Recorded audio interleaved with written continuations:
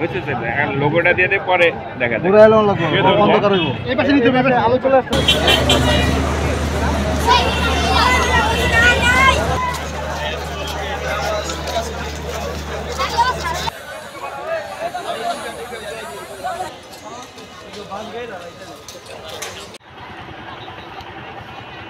আপনারা জানেন যে প্রতি বছর নিয়ে এবছর হাতে দিয়ে দেন ভাই হাতে দিয়ে ভাই ভাই ভাই লোড নেন অনুষ্ঠিত হবে।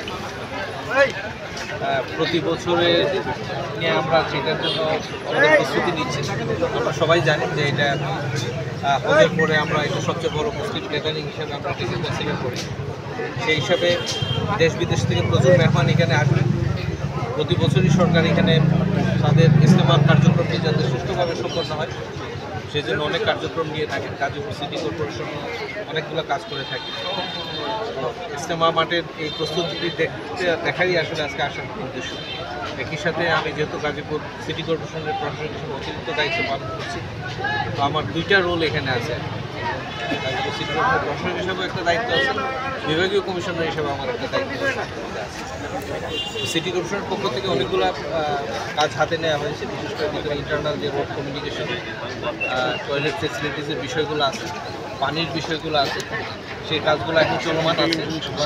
বেশ কিছু চলমান কাজ দেখে আসছি। এখন বাকি কাজগুলো আমরা ইজতেমার যে নির্ধারিত সময় তার আগেই আসলে সম্পন্ন করতে পারবো আশা করছি। একইভাবে ইলেকট্রিসিটির যে কাজগুলো আছে সেগুলো আমরা প্রস্তুতি নিয়েছি। সিসিটিভি ক্যামেরা লাগানোর কিছু বিষয় আছে, ওয়াচ টাওয়ার নির্মাণের বিষয় আছে। সবগুলা কাজই আমাদের এগোচ্ছে। একই সাথে এই বছর আমরা ইজতেমার কর্তৃপক্ষের সাথে আলোচনা করব। প্রতি বছর আমরা এখানে চটের ব্যবস্থা করি। তো এই বছর একটা ডিমান্ড ছিল যে আমরা যাতে চটের বদলে টিনের একটা ব্যবস্থা আমরা তাদেরকে করে দিই। সেই বিষয়ে আমরা উদ্যোগ নিয়েছি। আমরা আশা করছি যে তাদের চাহিদা অনুযায়ী যে টিন সরবরাহের বিষয়টি সেটাও আমরা নির্ধারিত সময় করতে পারবো। আমরা ইতিমধ্যে টেন্ডার করেছি, আমরা নির্ধারিত সময়ের আগে টিনগুলো পেয়ে যাবো এবং অন্যান্য যেসব ফেসিলিটিস আছে সেগুলো আমরা ইনশিওর করছি।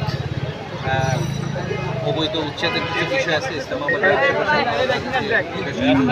টেম্পোরারি স্থাপনা আছে, আমরা এগুলো ভিজিট করে এসেছি। জেলা পরিষদ আমাদের সাথে আছে, উনি আগামী রোববার থেকে উচ্ছেদের কার্যক্রমটা শুরু করব। এর আগে আমরা আজকে বিকাল থেকেই যারা বিভিন্ন ছোটোখাটো দোকান করে আছেন আমরা বিকালে মাইকিং করব, তারা যাতে কালকের ভিতরে তাদের যে স্থাপনাগুলো আছে তারা নিজ দায়িত্বে সরিয়ে নিয়ে যায়। আর আমরা রোববার থেকে সেই উচ্ছেদের কার্যক্রমটা জেলা পরিষদ শুরু করবেন বলে আমরা জানাচ্ছি।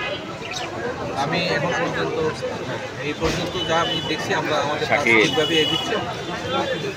বড় একটা চ্যালেঞ্জ থাকে মুসল্লিদের আগমন এবং প্রস্থানের সময় তারা যাতে নির্বিঘ্নে আসতে পারে যেতে পারে সেই বিষয়ে সরকার সচেষ্ট। আমরা আমাদের পক্ষ থেকে কাজ করছি, সরকারও তার দিক থেকে অন্যান্য আদার্স যেসব ডিপার্টমেন্ট আছে তারা যার যার অংশটা ঠিকমতোই আমরা আশা করছি যে আমরা সুন্দরভাবে হুজুরদের যে দুইটি গ্রুপ রয়েছে, সাত গ্রুপ যুবাই গ্রুপ, এই দুইটি গ্রুপের মধ্যে একটা সমস্যা ছিল, সেটা সমাধান কিছুটা হয়েছে।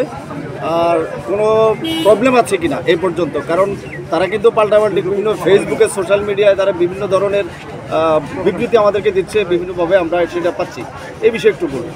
না, এই বিষয়টা জাতীয়ভাবে দেখা হচ্ছে। আপনারা জানেন যে জাতীয় পর্যায়ে এটা ধর্ম মন্ত্রণালয়, স্বরাষ্ট্র মন্ত্রণালয় তারা দেখছেন।